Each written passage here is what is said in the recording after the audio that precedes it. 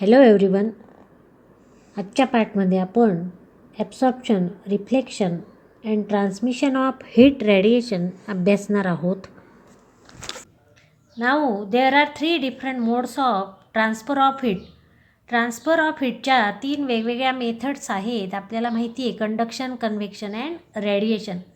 पैकी कंडक्शन आणि convection you have studied in the 11th standard. 11th स्टँडर्डमध्ये आपण अभ्यासले आहे. पण आपण एकदा रिवाइज करू. Now here what is conduction? Conduction that is the heat passes through solid by conduction. For example, if a steel rod is held at one end and other end is place in a bunsen flame, it is observed that very soon the rod become warm at the other end. It means that heat flow from hot end to cold end of the rod. In this case, the molecule of the rod do not move from their position, but the heat travel from the hotter end to the colder end. This process of transmission of heat is called conduction. म्हणजेच hot एंडकडनं cold एंडकडे heat transfer होते. Therefore, in the conduction process, there should be a medium between the 2 points. Therefore, material medium is necessary for the heat transfer by conduction process. म्हणजेच conduction प्रोसेससाठी material मीडियमची आवश्यकता असते. Now second type of heat transfer is that is the convection. Second type आहे convection. Now what is convection? Convection of heat is defined as the process of transfer of heat through a material medium in which particles of the medium carry thermal energy from at higher temperature region to lower temperature region. म्हणजेच convection ह्या प्रोसेसमध्ये heat transfer higher temperature रिजनकडून lower temperature रिजनकडे होते. For example, if a beaker containing water is place on a burner, the water at the bottom and above the flame is first to receive heat. म्हणजेच बॉटमला जे water आहे ती पहिल्यांदा heat receive करते. And therefore as A result it expand and it's density decreases. आणि म्हणून त्याची density खालच्या वॉटरची डेन्सिटी डिक्रीज होते. दिस वॉटर दस become lighter and move upward. आणि हे पाणी वरच्या दिशेने मूव्ह होतं. Now and it is replace by heavier water. आणि वरचं पाणी जे आहे ते खालच्या दिशेने मूव्ह होतं. वरचं खाली आलेलं पाणी हीट होतं, त्याची डेन्सिटी डिक्रीज होते आणि ते परत वरच्या दिशेने मूव्ह होतं. This cycle goes on repeating so long as the water is being heated. अशा प्रकारे पाणी जे आहे ते गरम होतं आणि ही सायकल रिपीट होत राहते. This process of transfer of heat is convection. म्हणजेच ही कन्व्हेक्शनची प्रोसेस आहे. And therefore, transfer of heat through liquid and gases take place by the process of convection. Therefore, that the convection and conduction require material medium for the heat transfer. Now we are going to study that the third process of heat transfer, that is the radiation. आपण तिसरी process रेडिएशनची शिकणार आहोत. Here radiation of heat is defined as the process of transfer of heat in the form of electromagnetic wave. म्हणजेच ह्या प्रोसेसमध्ये heat transfer electromagnetic वेवच्या स्वरूपामध्ये होते. For which material medium is not necessary. यामध्ये कुठल्याही प्रकारच्या मटेरियल मीडियमची आवश्यकता नाही. In this case that the electromagnetic wave pass through vacuum also. Now here, for example, transfer of heat from the sun to the earth take place by the process of radiation. Now there is a vacuum between the sun and the earth, and therefore transfer of heat take place by the process of radiation. Now here radiation also refer to continuous emission of energy from the surface of any body because of its thermal energy. म्हणजे hot surface जर असेल त्यामधनं continuous heat emit होत असते, heat उत्सर्जित होत असते. ही जी emit होणारी एनर्जी आहे त्याला म्हणतात radiant energy. And is in the form of electromagnetic wave. आणि ती इलेक्ट्रोमॅग्नेटिक वेवच्या स्वरूपामध्ये असते. And therefore when there is a transfer of heat from the sun to the earth, here that the heat is in the form of electromagnetic waves. म्हणजेच जेव्हा sun to earth energy heat transfer होते ही कशाच्या स्वरूपामध्ये असते? Electromagnetic वेव्हच्या स्वरूपामध्ये असते. Therefore radiation is the fastest mode of heat transfer. आणि म्हणून रेडिएशन हा फास्टेस्ट मोड आहे हीट ट्रान्सफरचा. For example, if we sit near a fire we receive heat by radiation. Also that the radiation does not require material medium. Material मीडियमची रेडिएशनला कुठल्याही प्रकारची आवश्यकता नाही. Electromagnetic wave pass through vacuum also. ह्या electromagnetic wave व्हॅक्यूममधनंही pass होऊ शकतात. Therefore in radiation heat transfer is possible through vacuum as well as through material medium. Now next definition is thermal radiation. Now the electromagnetic radiation emitted by the body which are at higher temperature with respect to its surrounding is known as thermal radiation. एखादा object किंवा body जी higher टेम्परेचरला आहे त्यामधनं जी heat बाहेर पडते म्हणजेच that is the electromagnetic radiation emitted by the body. म्हणजेच त्यामधनं heat emit होते, उत्सर्जित होते, त्याला म्हणतात thermal radiation. Now here whenever thermal radiation fall on the surface of an object, some part of the heat energy is reflected, some part is absorbed and the remaining part is transmitted.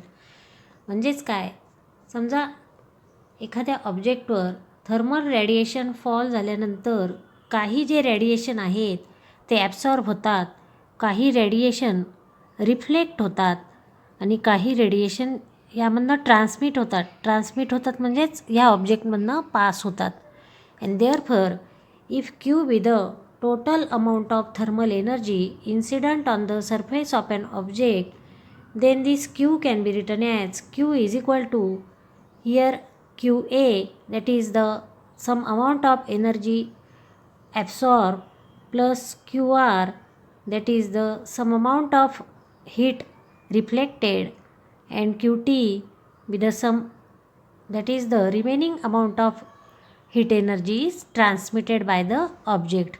Therefore Q is equal to QA plus QR plus QT. And therefore if we divide to each of the term by Q, then here we get, that is the 1 is equal to QA upon Q plus QR upon Q plus QT upon Q. And therefore here we can write, that is A is equal to QA upon Q, that is where A is coefficient of absorption, R is equal to QR upon Q, where R is coefficient of reflection, and here TR is equal to QT upon Q, where TR is coefficient of transmission. And therefore we can write, that is A plus R plus TR, that is equal to 1. That means here A is QA upon Q, R is QR upon Q, and TR is QT upon Q. That is the coefficient of absorption, reflection and transmission respectively.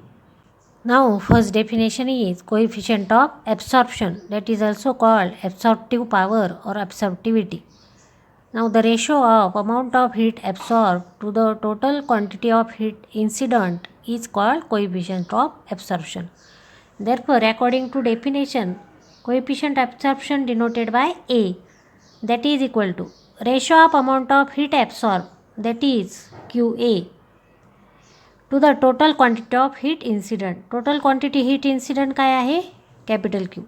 Therefore A is equal to QA upon Q, that is the coefficient of absorption.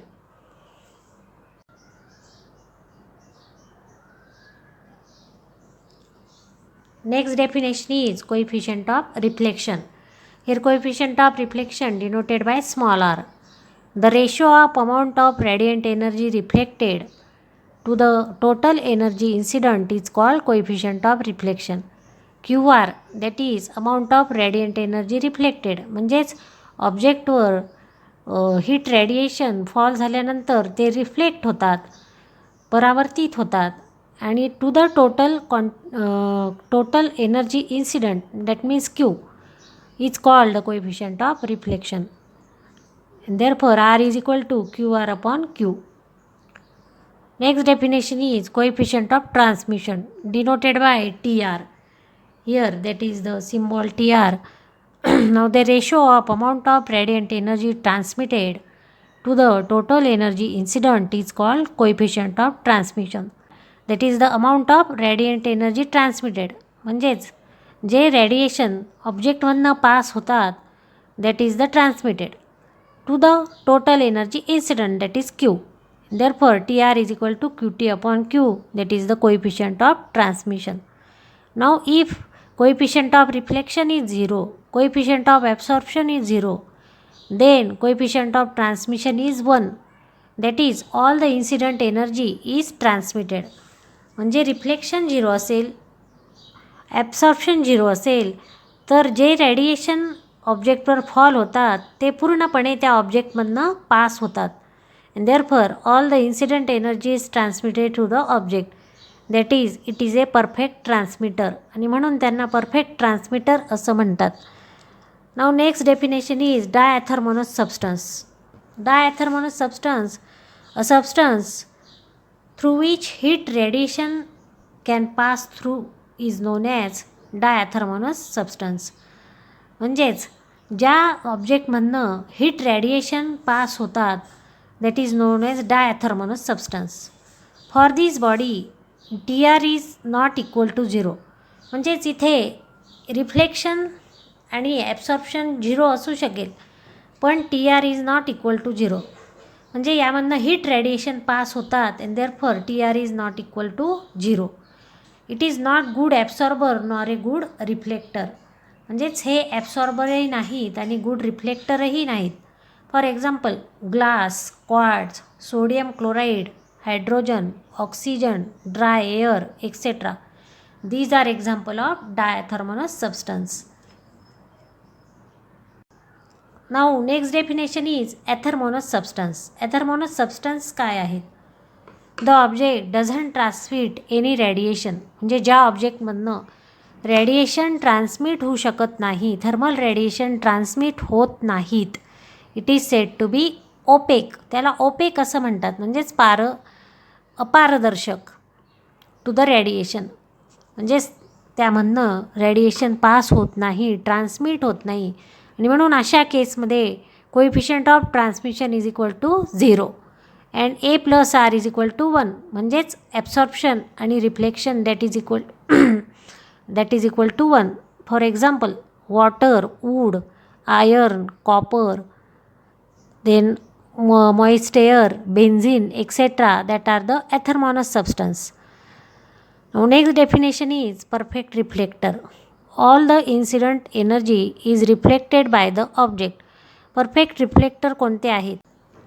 जे thermal radiation ऑब्जेक्टवर fall होतात ते पूर्णपणे reflect होतात, that is the perfect reflector.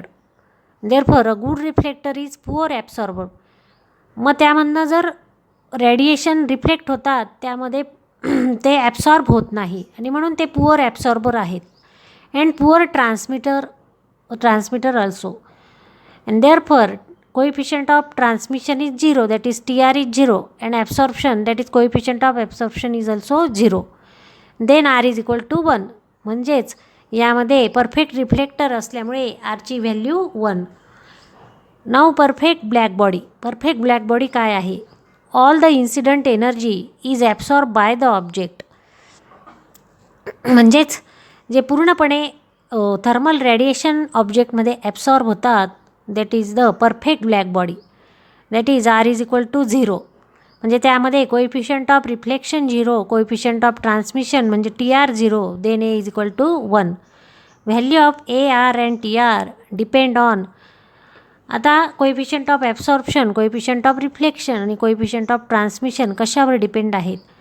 The wavelength of incident radiation. जे thermal radiation incident होतात त्याच्या वेवलेंथवर depend आहे. Similarly material of the object on which it is incident. ज्या ऑब्जेक्टवर ते फॉल होतात त्या ऑब्जेक्टचं मटेरियल कोणतं आहे त्यावरही ह्या व्हॅल्यू डिपेंड आहेत.